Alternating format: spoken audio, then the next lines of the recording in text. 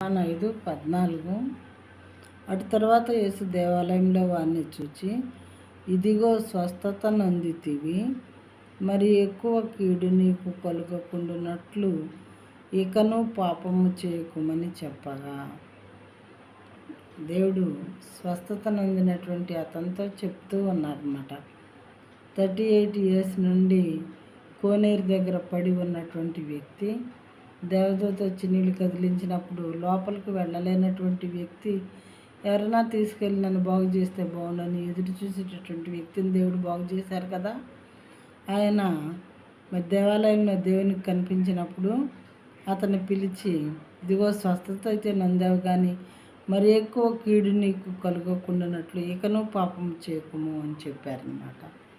ఒకసారి స్వస్థత నొందిన వాళ్ళు ఎవరైనా సరే దేవుని స్తుతిస్తూ కృతజ్ఞత కలిగి జీవించాలి, కానీ మరలా పాపాలు చేయకూడదని దీని మీనింగ్.